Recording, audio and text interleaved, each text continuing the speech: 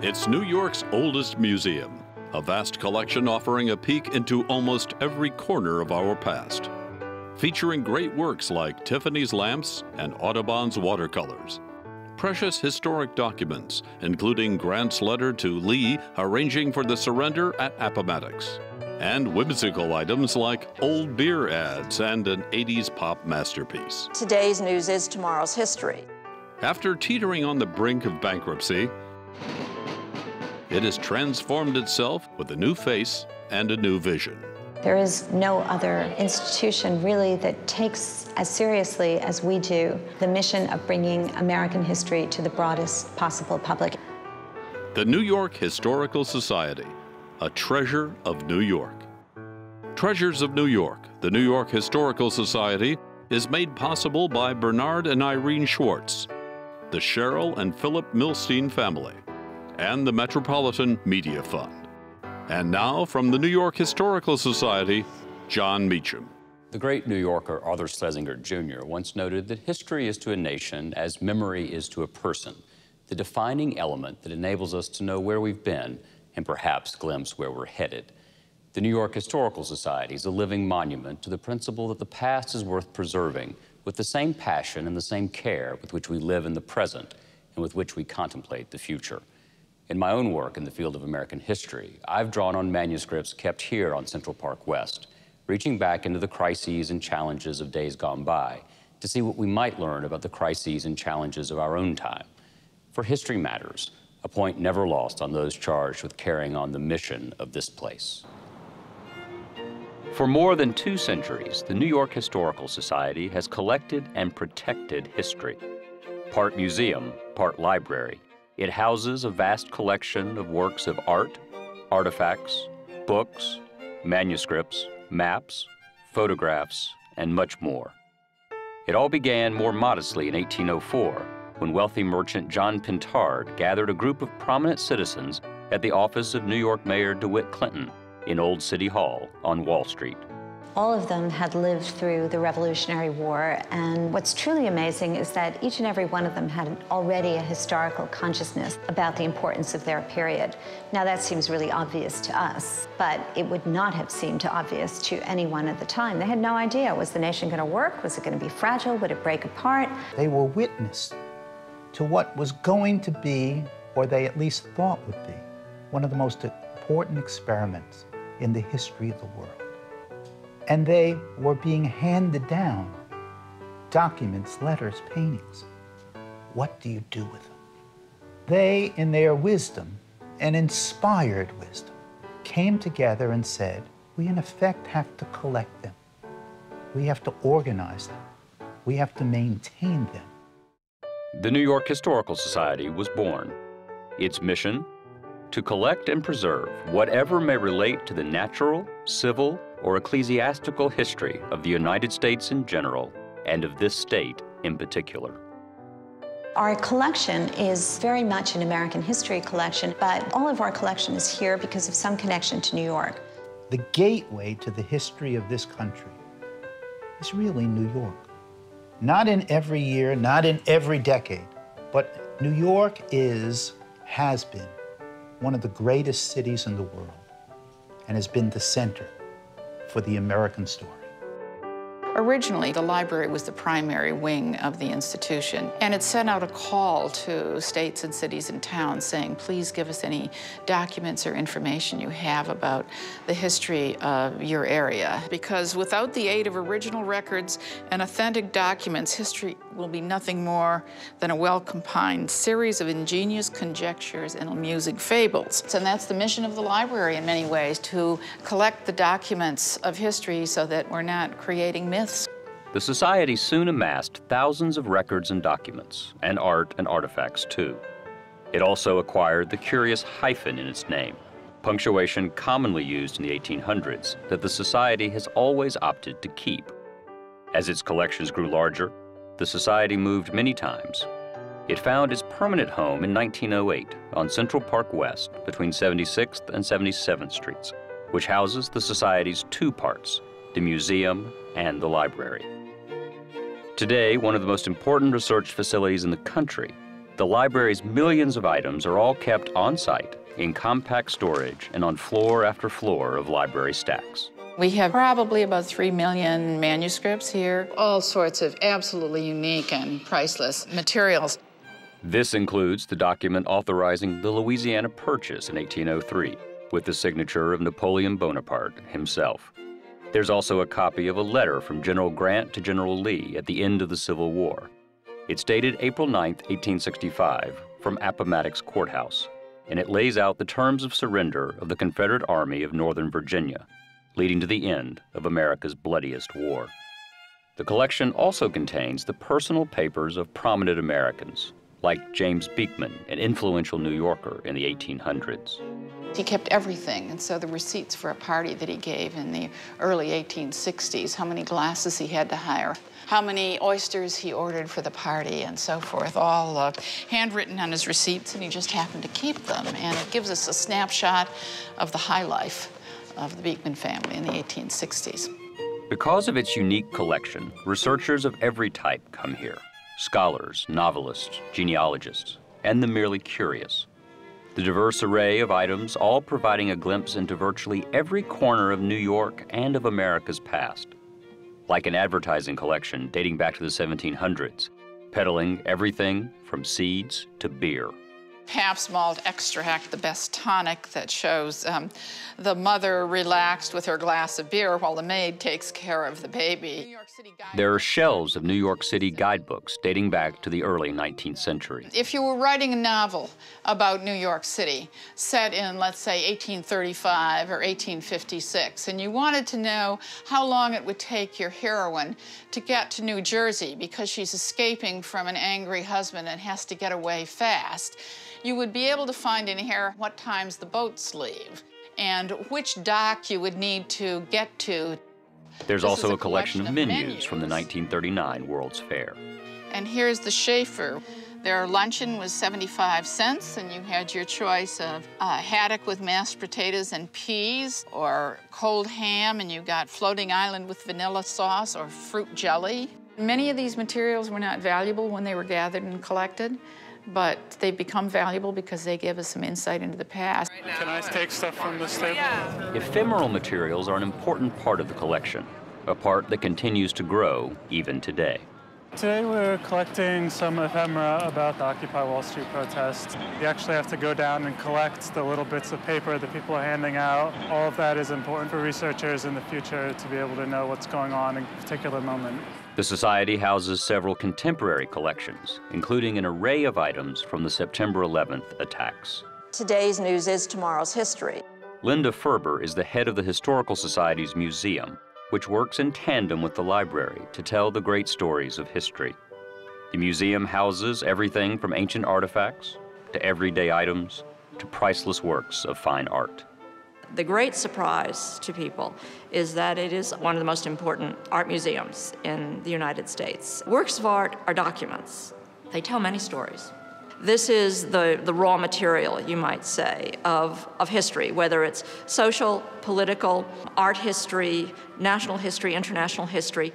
This is the stuff. Much of this stuff can be found in the Society's open storage facility, the Henry Luce III Center for the Study of American Culture. Like the only known draft wheel to have survived New York's bloody draft riots at the start of the Civil War. The wheel came still filled with thousands of cards listing the names, addresses, and occupations of men presumably lucky enough not to be chosen to go to war.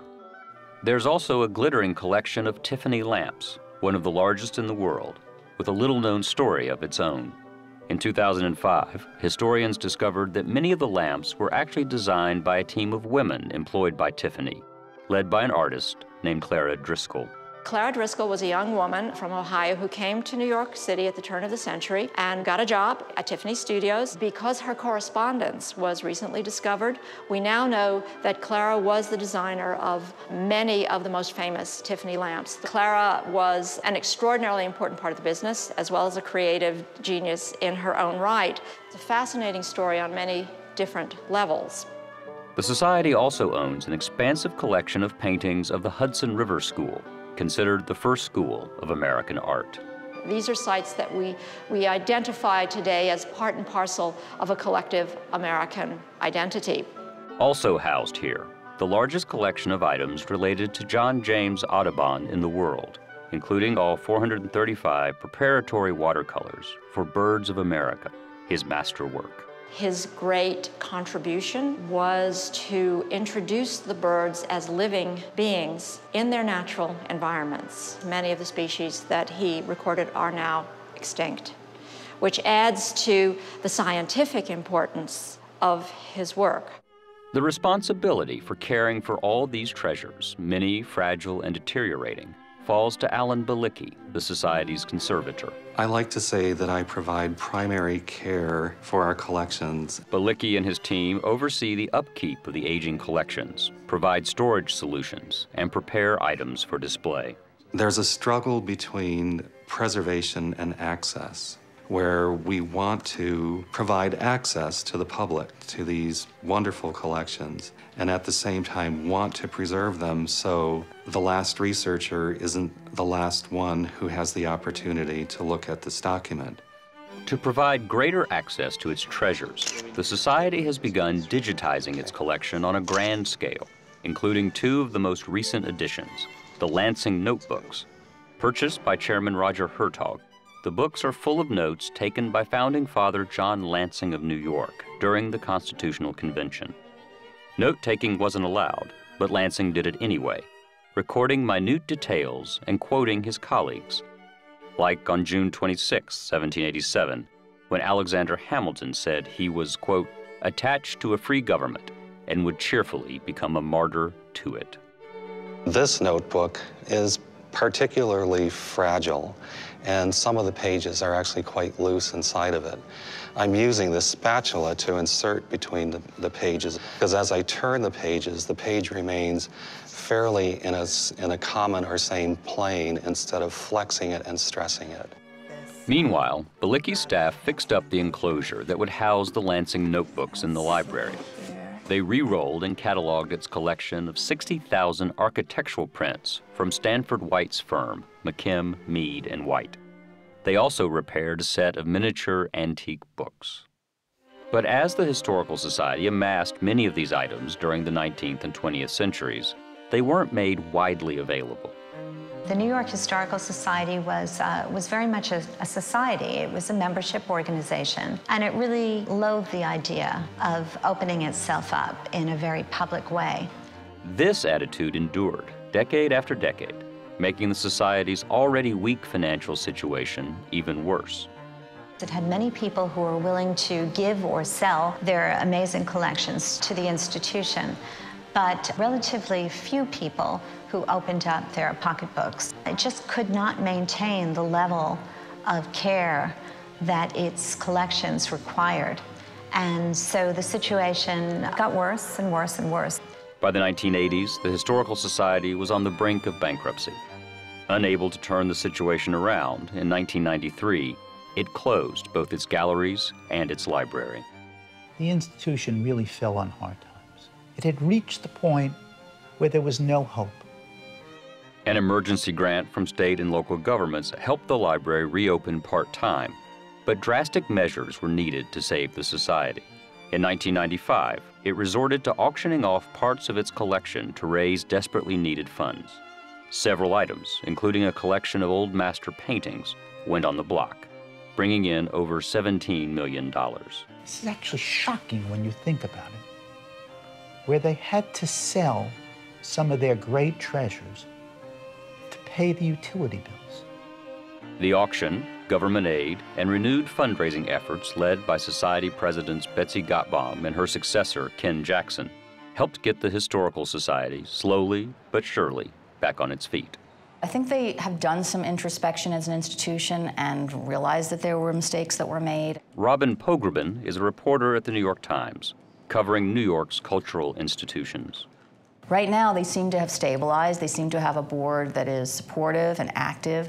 And the key to these institutions is a real kind of loyal constituency on their boards, people who are willing not only to raise money, but to step up with some of their own. And they seem to have that. In 2003, a new set of trustees arrived, including philanthropist Roger Hertog and businessmen Richard Gilder and Louis Lehrman. Gilder and Lehrman put their collection of 60,000 historical documents on deposit at the Society. The next year, Louise Mirror, a historian and executive vice chancellor at the City University of New York, came on board as president. The new leadership formed a plan to transform the Society from the closed institution of the past to a 21st century center for education and making it accessible to all. My own vision was to seize upon the most exciting kinds of developments in history and in historical thinking and translate them into great exhibitions. And I came here with a vision of transforming this institution into a great place for students. The Society started new educational programs, expanded its speaker series, and put on blockbuster exhibitions exploring little-told stories, like the impact of slavery on New York and the relationship between Abraham Lincoln and New York City. But the centerpiece of the new vision was a $70 million renovation of the building, paid for after a 3-year fundraising campaign. It started with the Society's landmarked exterior. I can't tell you how many people said they passed by this building for years, sometimes decades, and never had any idea what went on inside. We felt very, very strongly that our home had to signal to passersby, to anyone, what we were doing inside of it. The Beaux-Arts-style building was designed in 1903 by Edward York and Philip Sawyer, architects known for building banks, like the Apple Bank on Broadway and 74th Street, and the Federal Reserve Bank of New York in Lower Manhattan. It is not inviting at all the lower The Society approached architects Ray Devell and Scott Duno to redesign its imposing facade. The base of the building has tiny little punched windows that had very dense grills in them, pretty impenetrable. And that in many ways was reflective of the want to protect and preserve and to keep private the holdings within. So the mission was to really open it up and to make a presence out of it. The architect's first plan was to dramatically change the Central Park West entrance by knocking down walls and building a huge glass entryway. That was rejected by the city's Landmarks Preservation Commission, which found it too aggressive. After 2 more tries, the architects came up with an acceptable plan. It included a pushed-out stairway, 16-foot glowing kiosks, and 3 large doors to bring in more light and better views. One of the key things of this is that when you go by the building, we like to think you'll now know what it is and what's going on in it. The architects planned big changes for the interior as well. The auditorium would be gutted and refitted with state-of-the-art technology and a movie screen. The basement would be home to a new children's history museum and library, central to the vision of making history exciting for young people. And on the main floor, several spaces would be combined to create a huge gallery inside the new entrance. It would showcase the Society's first permanent exhibits, like New York Rising, a salon-style display portraying the early history of New York, interpreted by giant, interactive flat-screen panels. In 2008, hundreds of designers, engineers, and builders got to work. The artwork and the library collections stayed in the building. We worked around them. So there's a lot of challenges to do in them. And it's a little stressful, and they have to maintain the climate control in the building as well as the security of the building and still try to get the work done on schedule and within the budget. It's a big challenge here. The Society shut down most of its public spaces for the final 18 months of the project to ensure it would be ready for the grand reopening at 11 a.m. on November 11th, 2011. It happened to be the very moment bells rang around the world to mark the end of the First World War. Coming in through Central Park West, through the doors there, we're going to see a reimagined, opened up space to reveal our collections in a very different way. It wasn't just the building that needed extensive work. The dozens of objects for the new gallery had to be prepared and installed too, including the first object visitors would see, Liberté, Liberté, by artist Fred Wilson, who creates installations from objects found in museums' own collections. The piece, first done for a 2006 Society exhibition on slavery, includes busts of Napoleon and George Washington, and the balustrade from Federal Hall, where Washington took the oath of office in 1789, all juxtaposed with slave tags, shackles, and an abolitionist coin. I'm trying to talk about the complexity of history, these notions of liberty and for who, so that you can think about all these different histories at once. We want you to stop and think about the messiness of history. We are trying to show that there's a backstory to everything, to every historical story. Other objects that needed special work were sent to outside experts, like the enormous painting Return of the 69th Irish Regiment from the Seat of War by Louis Lang, an 11 by 7 foot canvas depicting the New York militia's return from the First Battle of Bull Run in 1861. Donated to the Historical Society by the artist in 1886, it was discovered in storage almost 100 years later, in complete shreds. Museum director Linda Ferber made it her mission to restore the painting to its original grandeur. It's a big, popular picture, and it's a perfect amalgam of art and history, and it seemed perfect to announce our new phase. Ferber sent the painting to the Williamstown Art Conservation Center in Massachusetts for a year of restoration work. But there was another problem. The painting's enormous frame had somehow disappeared. And you would think a frame like this would be hard to lose, but it became apparent that it was gone. Ferber found a single stereoscopic photo in the Society's archives showing the painting in its original frame, barely visible in the corner, which she took to the workshop of Eli Wilner and Company in Long Island City, Queens, a company specializing in recreating period frames. There are a lot of philosophies out there in the framing world. The way we see it, the way I see it from day one, is that you try to recreate what the artist would have done. The frame becomes a time capsule. It's a setting. It's the theatrical stage for the event, which is the painting. Wilner's team of artisans worked an estimated 1,000 hours to recreate the giant frame, which measured 10 by 14 feet. Made of African mahogany, it weighed in at 750 pounds, one of the largest the workshop ever built. It's magnificent. This is a great moment. Not all the objects prepared for the new gallery were centuries old, like a piece that would hang above the new visitor's desk. The ceiling from the SoHo pop shop of artist and social activist Keith Haring, who died in 1990. It's a great way of having an imaginative piece and also saying, you know, history is happening all the time. It's not just something that happened in the 18th century or 19th century. When the pop shop closed in 2005, the ceiling, stained and damaged, was cut into 12 sections and put into storage, until now. Conservators Helen M. and Soo Yun Kim of the Fine Art Conservation Group in Chelsea were charged with restoring the 270 square foot mural. This is the first time I've dealt with working on pieces of drywall here in the studio. I kind of have to think outside the box for this one. The conservators had just 2 months to repair the cracks and holes, clean off the grime and mold, fill in lost paint, and reinforce the drywall so it would be sturdy enough to hang 16 feet above the new admissions area. We have a very tight schedule, but we can do it.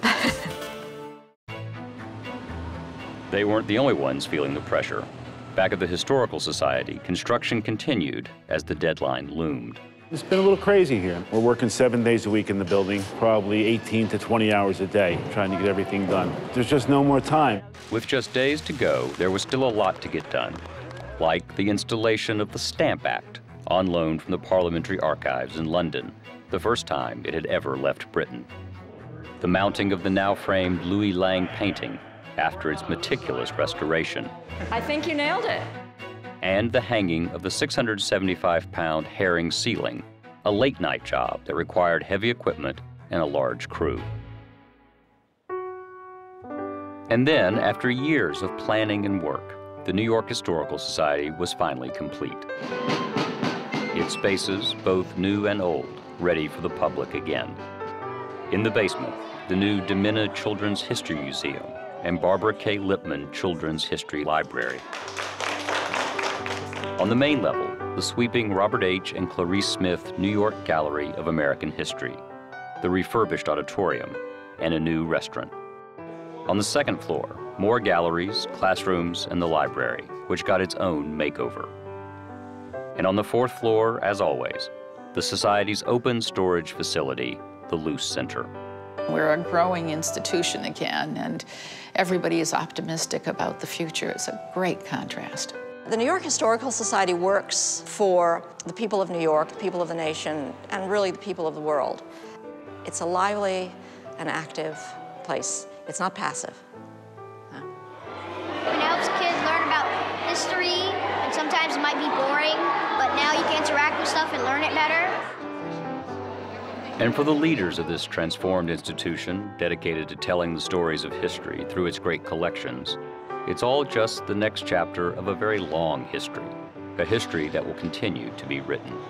This is an institution with great ambitions. We know that we have opportunities because there is no other institution really that takes as seriously as we do the mission of bringing American history to the broadest possible public in every dimension.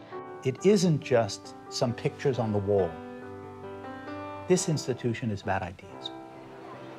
If those ideas can be then converted into stories, they then can inspire young people, older people. That's an exciting thing to do.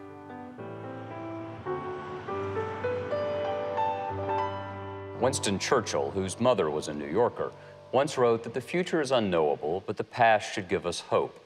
At its best, history nourishes our creativity and offers us wise caution. It inspires and warns, and above all, teaches. The work that unfolds at the New York Historical Society could not be more urgent or important. For history, to borrow Horace's definition of poetry, delights and instructs. Such is the prevailing ethos here, a place where history, like New York itself, is neither dusty nor dry, but alive, vibrant, crucial. And so the story goes on. Treasures of New York. The New York Historical Society was made possible by Bernard and Irene Schwartz, the Cheryl and Philip Milstein family, and the Metropolitan Media Fund.